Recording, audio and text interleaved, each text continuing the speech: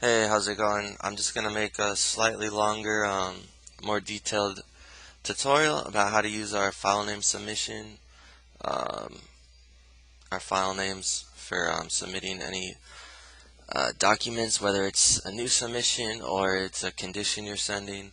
Um, Alright, so I'll start. Let's say I get an email from my borrower, get the email, and I save all the documents they send. I saved all the documents they sent in this folder. So here's all the documents from them. Now, these are not named correctly. I mean, they're named fine for your own personal use, but for submitting to processing, we would like you to try and use this file naming sheet we came up with as much as possible. Alright, so I pull it up. Here it is. There's not every single file that you might have on here, and there may be some not on here, and there may be some that are on here that you never use. For example, what would be never use? I don't know, or you just use very. Um, it's rare that you use it. For example, a DD214 you might very rarely use, or like I don't know, the wiring instructions you might rarely send. So if it's something you don't think you use, don't even worry about it. Um, Only think about the file name for the things you send a lot or that you don't know what the file name should be. So something, for example, that you would always send would be the submission form. Something that you would always send pretty much would be a credit report. Uh, a lot of times there'll be pay stubs, W-2s, tax returns. So for those things, you definitely want to know what the file name should be.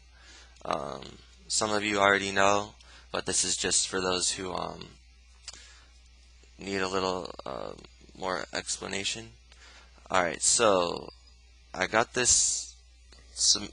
all these documents. I want to submit this to processing. Um, Here's a submission form. I filled it out already. I mean, I didn't fill it out, but um, let's say I did have it filled out. You know, let's say it's filled out. Save it. Also, by the way, another thing you might want to do when you send these is to convert it to a PDF, just because if we get it, I don't know, maybe we'll accidentally click something. You can still edit it, but sometimes it's good to convert it to a PDF, so that way we can't accidentally change it when we get it. And to do that, you just do save as, put where you want to save it, and then the file name type, go down to PDF, and then that's it. Just save. It'll save it as a PDF. I think you can also like right click and then do convert to PDF right here. Anyways, that's extra stuff. So let's say I want to submit the PDF. I have it. It's all filled out. I mean, it's not, but it would be if I was submitting a real file. Um, Delete this one because I don't need this one, because I don't need to submit two of the same thing. So I have the submission form here, and then I want to know, what do I name the submission form? So I go to the file name list, and I see here the category / item name. This is the category, your submission. This is the item name, our submission form. Um, what is it, or how to note about how to name the item. This just tells you what it is. It's the standard submission form for every file. And the file name, if there's nothing in the file name for two borrowers, that's probably because either it's not, it's unlikely that, for example, for a BK, it might not be super likely that you have like a bunch of different borrowers with a BK. So it might not be, I don't know, it might just, I didn't want to include a bunch of file names that weren't going to be used a bunch on here. But I mean, basically the convention that we use is that if there were a bunch of BKs, then it would just be underscore and then the person's first name. So if John had a BK, Karen, and then someone else had a BK, and then a third person had a BK, all you would do to name it would be BK underscore John, BK underscore Karen, BK underscore Aaron, whatever. That's basically the convention we use to distinguish between multiple borrowers, or when there's a bunch of different borrowers, it's just you put the underscore and then their first name.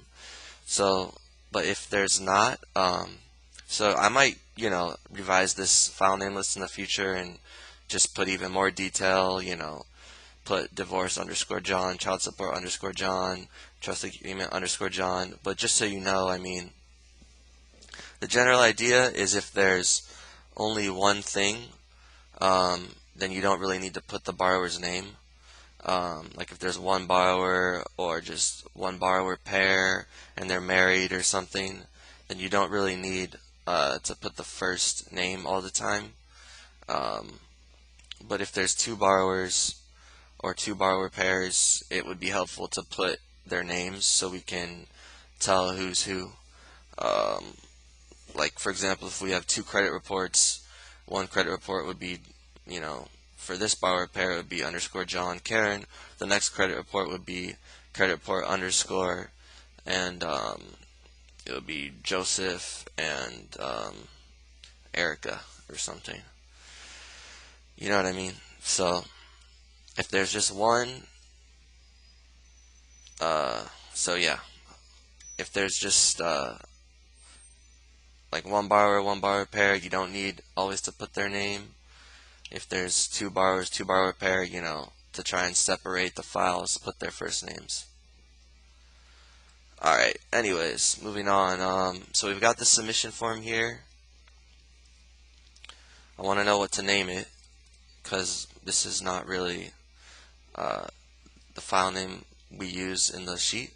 So I go up here, I go to RF submission form, I go to the file name, one borrower only, or I guess I should change that to one borrower only or one borrower pair. And that's going to be, the file name is going to be ROF submission form. I mean, generally you're not going to have two submission forms. But if you did, for some reason, you would just put their names, underscore John for one submission form, and underscore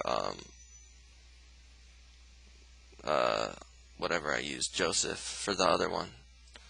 So for this one, for this file, it's just, let's just say it's a married couple. I only have one submission form, so I don't really need to put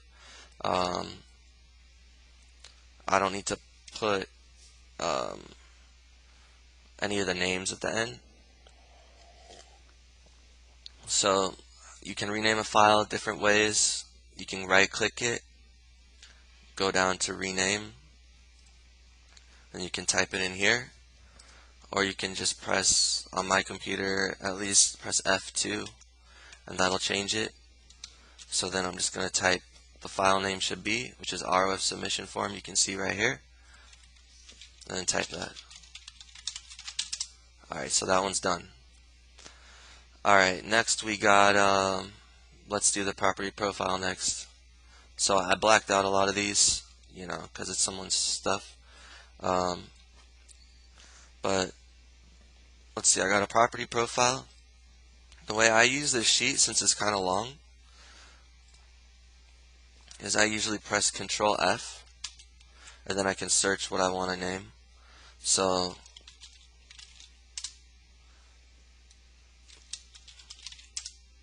you can see it highlighted right here, property profile.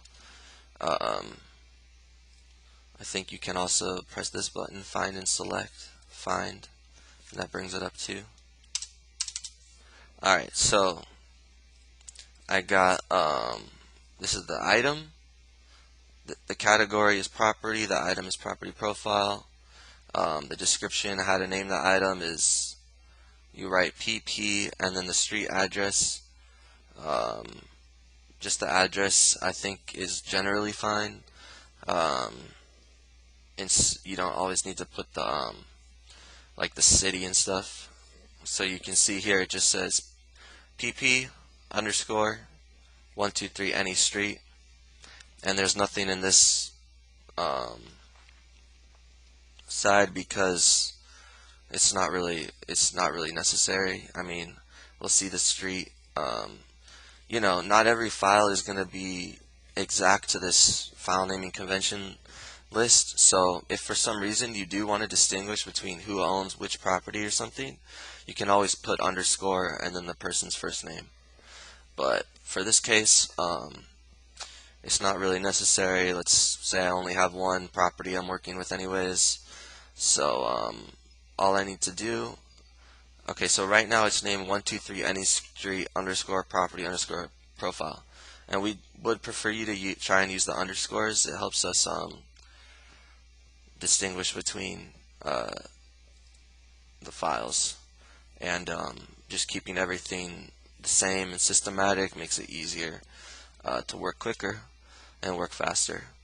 So this is not the way it's named on the file sheet. On the file sheet it's named pp underscore 123 any street. So I'm just going to change it to that.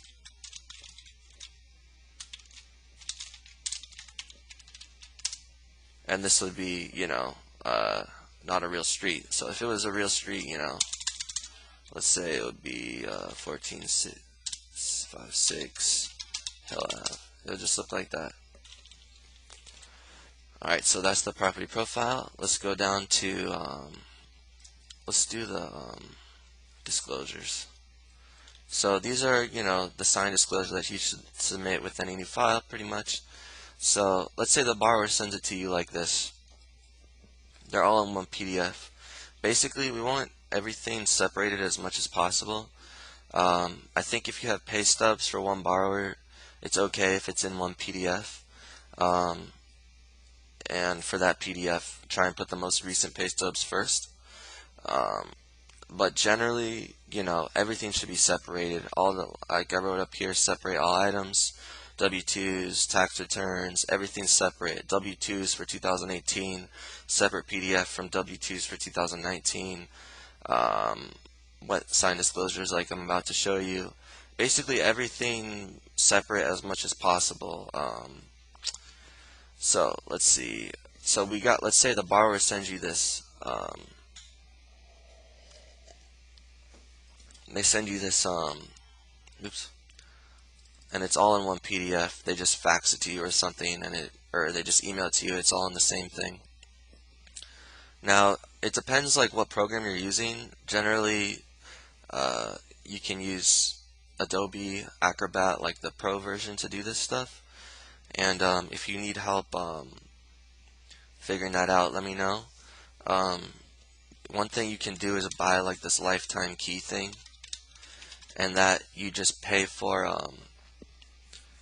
I don't know. It should be like, I don't know. Like, see, this one says it's $30.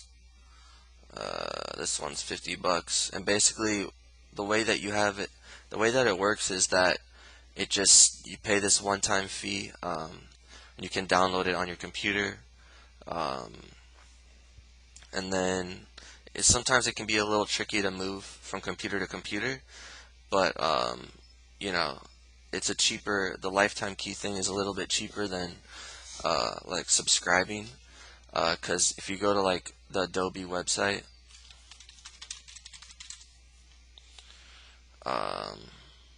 it's more expensive. It's like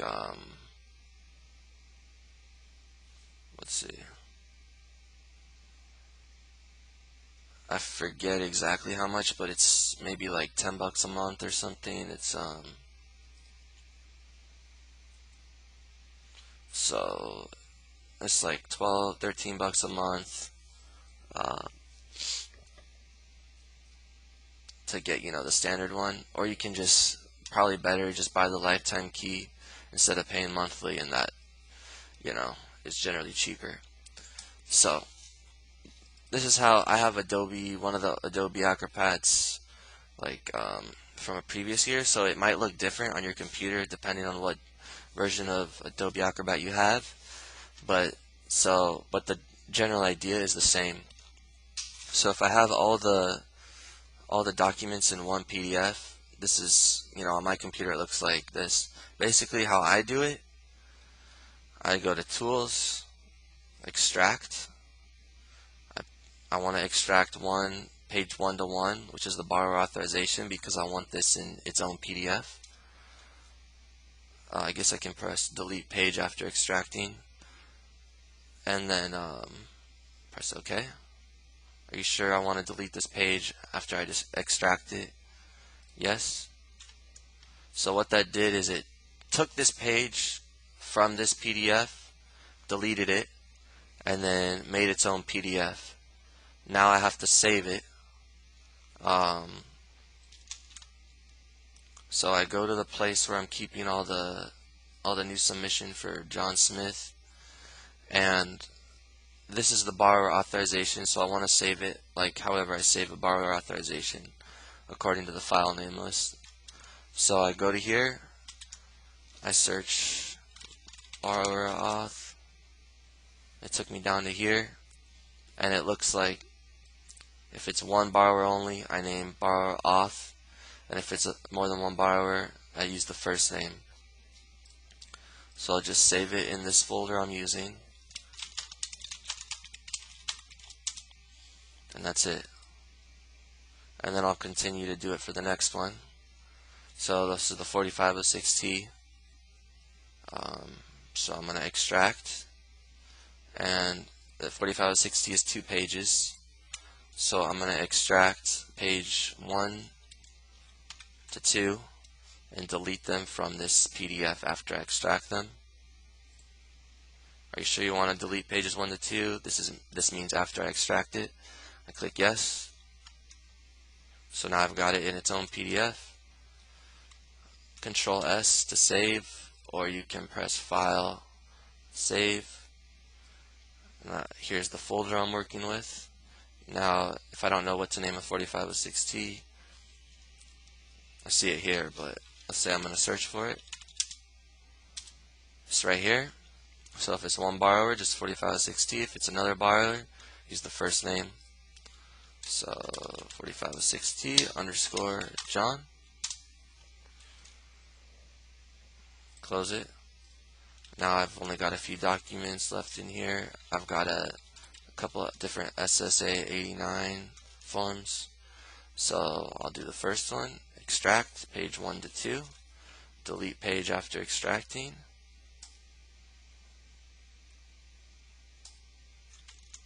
So now I've got the thing.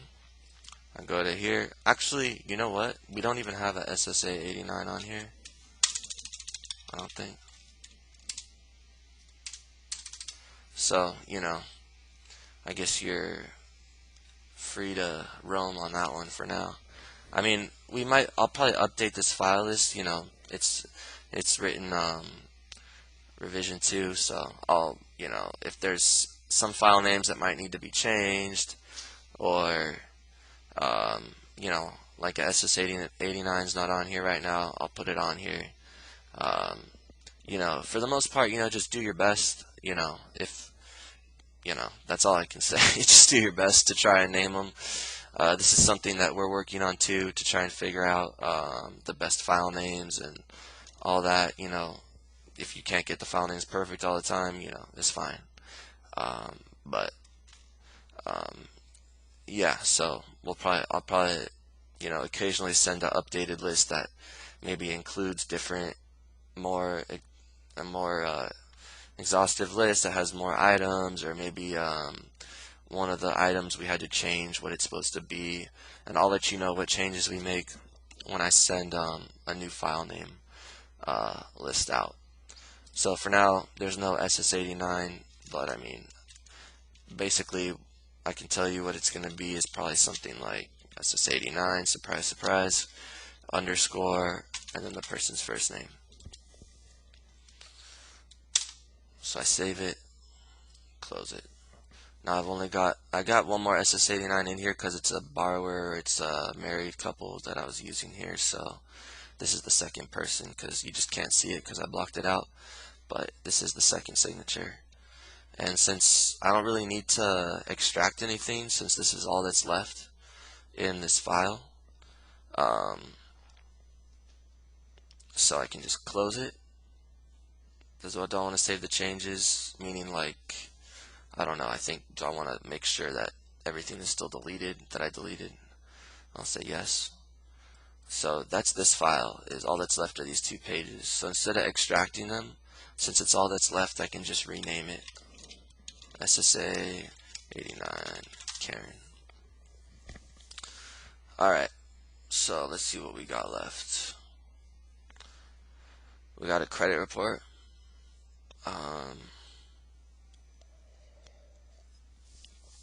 So right now the credit report just says CR. You know, there's only one page in here because I deleted everything that might show who the borrower is. But that is not the name on the file list, so I go to the file list, search credit report, and it shows me down here credit report. It's either going to be joint or individual. So for the individual, I just put John, and then for the joint I'll put both their names. So this is a joint credit report. You can't tell, but it is. Or can you tell actually?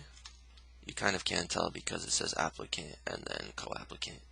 So I'm going to use both their names.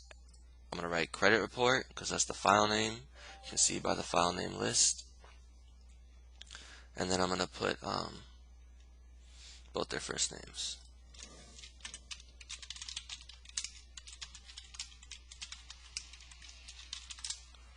That's that.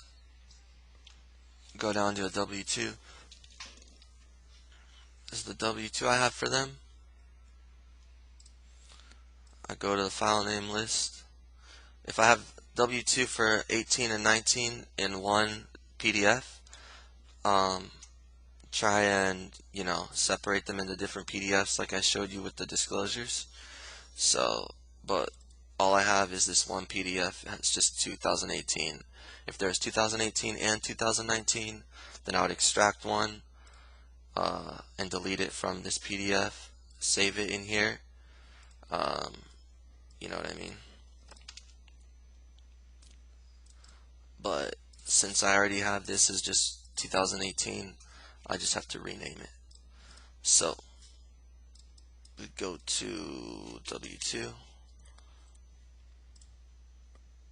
search W2. Here it is, and it's going to be file name underscore and then the year. Oh, and then if there's two borrowers or two borrower pair, for this there's two borrowers, so I want to put the first name at the end. So W2 underscore 2019 underscore John, because it's named different right now,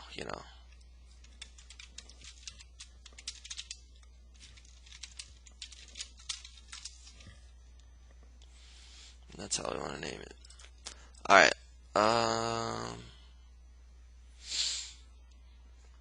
here's the tax returns. It's all the same stuff from here on out. Just looking at the file name list and renaming it. So go to the file name list, search tax, or I can just look down the sheet till I find it. It should be for one borrower. Just looks like you don't need a person. One borrower, you don't need the borrower's name.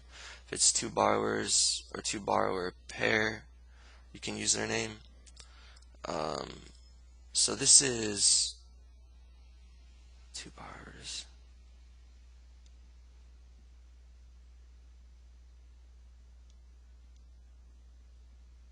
I think this is actually slightly incorrect for this one. Basically, if it's two borrower pair for a tax return, you don't need the.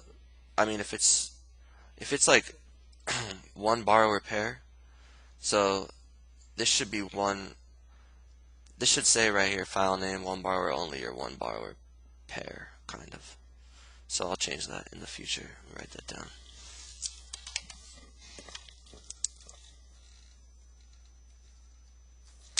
Alright, so this should say, yeah, file name, one borrower only, or one borrower pair. So for right now, the tax return, um, this is one borrower pair.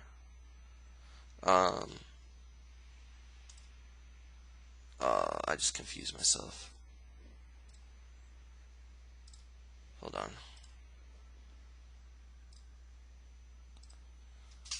on. I think I need to fix how I did this part. Anyways, I'm just gonna keep going because hopefully this tutorial was helpful anyways. And I will, hopefully work out the kinks in the near future. Like I said, the file name list isn't final. It's not perfect, it's just something we're trying to figure out while we switch to paperless for all our files. Okay, so basically, I'm just going to tell you instead of trying to confuse myself with how I organized it here. Since this is one borrower pair, it should be just 1040, 2000, and then the year. So it should be just, this is 2018, so it should just be 1040, 2018. Since this is, they filed as a joint couple, which you can't really tell. If it would be, if it was two borrower pair, then I would put their names. Let's say there was, a cosigner or something, then I would put John, Karen, and for the cosigner's tax return, I would put the cosigner's name. Let's say it was one, like John's dad or something, then I would do that. I'll make it like that. Like even if the file name list isn't perfect, you can kind of understand hopefully what we're getting at. So anyways, but for this example, I just pretend there's no cosigner. It's just these people. It's just one borrower pair that's married. Then you don't need to put their names for the tax returns, just like that. And I'll try and fix the file name list and all that. All right, moving on. We got an asset, an E-Trade investment account from July. So basically this is going to be, it's basically under assets, it's basically, it's an investment account, but on the list it's just investment accounts like this. I should change it. Another thing I should try and change, I guess, is to write bank statement / investment accounts or something like that, because it's technically not, one sec.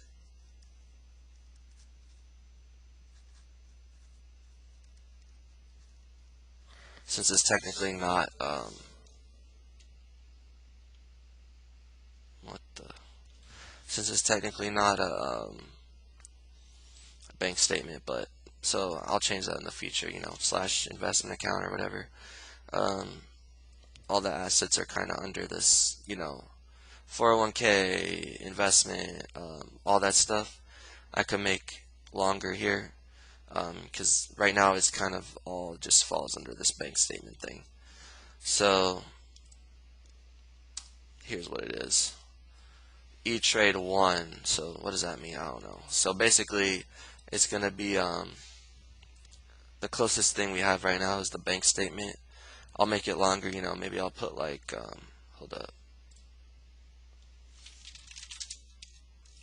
I'll put like, I'll make it longer. I'll put, investment account,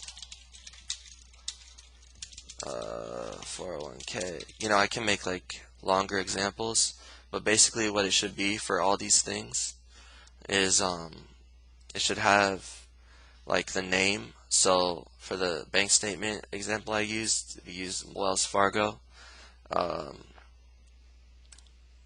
For this example, it's going to be E-Trade. and then you should use the month, and right here you can see it should be the month from the ending date of the statement. So if it's like May to July, then use July. And if you have more than one account with the same bank, like if I have a bunch of Wells Fargo accounts, then you can put the last four digits of the account number um, in the file name. Alright, so for this one, it's going to be E-Trade. This happens to just be only a July account statement, so I'll just write, and also, oops, let's say this account is only in one of the borrower's name, then I would put the borrower's name at the end. If it's or actually, since it says two borrowers or two borrower pair, I would probably just put, I mean personally I would probably put both their names. But since, let's just say it's an E-Trade account, it has both their names, since it's just one borrower pair, either, I don't know, I hesitate to like give you exact, if I give you uh, if I tell you how to name the file that's not on this list right now, just, know that in the future, this is all just a work in progress. I'm just making this like tutorial to just kind of like try and help you understand a little bit, more about how we came up with these names and how to generally use them. I mean, every file is different, so it's never going to be exactly,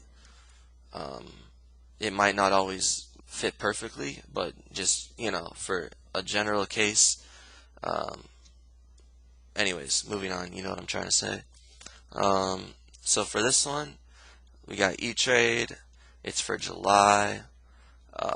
As you can see here, it only uses the month date, there's no year. And let's say this is only in John's name. And since there's not a bunch of E-Trade accounts, there's only this one, I don't need to put the account number. So I'll just put E-Trade,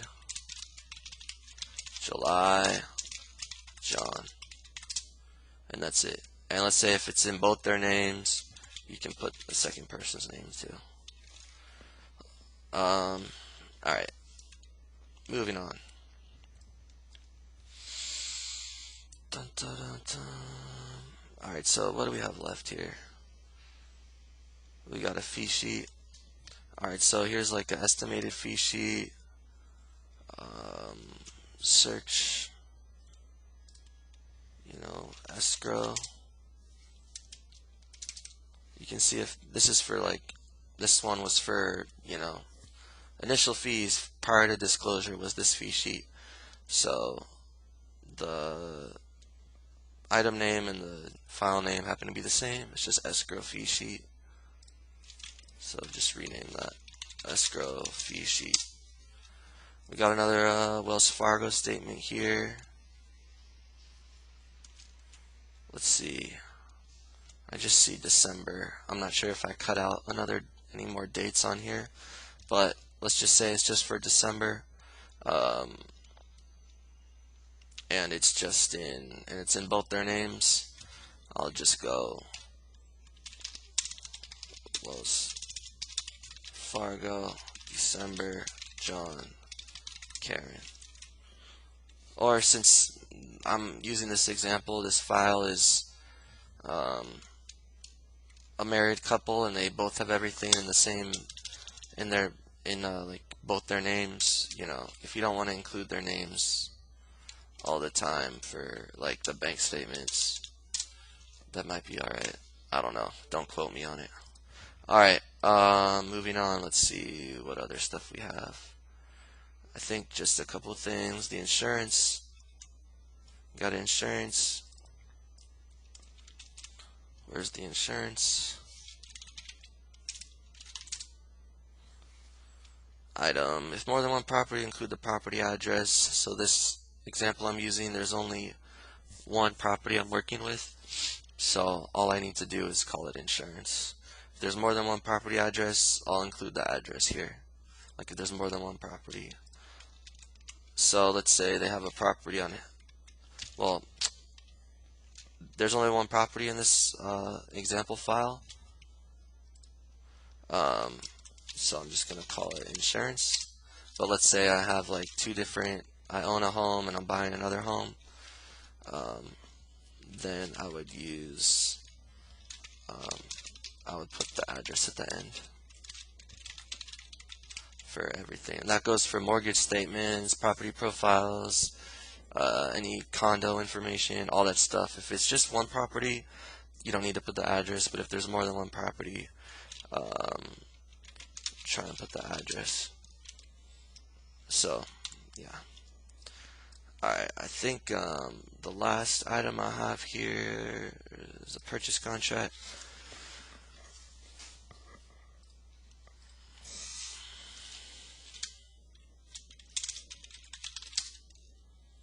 So, purchase agreement, residential purchase agreement should be called purchase agreement. And I guess this also goes, oh yeah, well never mind. Okay, so I'll rename that purchase agreement. It says I can't do that because it's open. Alright, so that's basically everything. Renamed as much as I could handle to the best of my ability. Alright, so there's probably more documents you would have. Just use the file name list as best you can, and we'll keep updating it and trying to help anyone who is confused about it, or just do the best you can. Alright, so now I got this new submission. Most of you also already know this part, but I'm just going to go over it again, just because this is kind of like a tutorial that's kind of going slower and trying to be more detailed and trying to just review everything. So I'm just going to do this part again too. So I have everything in this folder. I want to turn it into processing. I right click on it. I go send to compressed zipped folder. This is because it allows you to upload to our server a bunch of documents, whereas if the server we have right now, you can't upload a bunch of documents, multiple documents, as easily if you don't really zip it until we unzip it. I don't know, that's might be too much detail, but basically this is how you submit a new file. I can explain it more, not in this video, if you want to know more. Alright, so I right click it, send to compressed zip folder, left click. Now it moved it over here and it made a zip folder with the same name. So all these documents are in here except they're in a zip folder.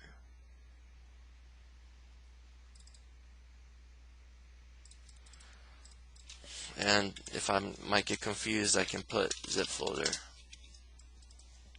Now I'm going to log into our server.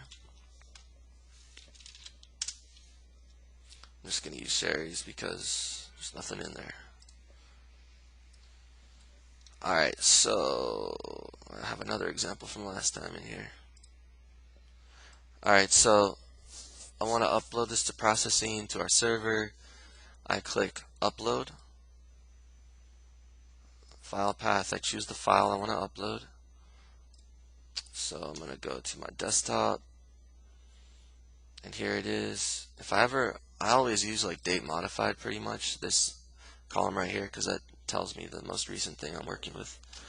I double click on the new submission rate 1 zip folder. I guess I should probably name it like the client's name, but whatever, too late. So it's in here. I click upload, 0% uploaded, and then it's uploaded, I guess. So I click close, and you can see it's uploaded. It says it right here. Here, I'll show you again because it's not like a good name. So zip folder John Smith. Upload. zip folder for John Smith, double click, upload, don't touch it, wait for it to upload, and there it is. I did it twice. Alright, after I do this, the way it's set up right now for our system, it might change in the future depending on, how we continue to use our paperless system, but basically, no one's going to know you uploaded a file that's ready to go unless you email us at this time. So what I would do is I email Gentina, not that, and me, new file, John Smith, and just say, hi team, I just uploaded a new file to the server for John Smith. Thank you. And that's all basically. And then one of us will reply that, we got it. And then for any of the future conditions or things you need to follow up to send, you can just, instead of using that paperless, the server online, you can just email any condition to us directly. So Smith John pay stubs updated. If that was like the only condition you have, attach them, and then you email it to us. So the only time you're using like you're zipping the thing and then putting it up to that portal at this time is like the original submission with the most documents. The ones that follow up you can email, and also try and use the file name list for all the conditions as well. So I don't think I use pay stubs in this tutorial, but like if you're sending updated pay stubs, use it for the ones you're sending, not just the ones you uploaded to the server the first time. So pay stubs would be pay stub and pay period ending date, so not the check date, the pay period ending date, and then you would name it. Alright, and that's basically the end of this tutorial. So I'm sure everything will change and get a lot more confusing. If you made it this far, then congratulations for your efforts. But thank you for trying to do this. Just do the best you can, and I'll try and make any more videos, or you can call me on the phone if you have any questions. I'm at the office, so that's it for now. Thank you.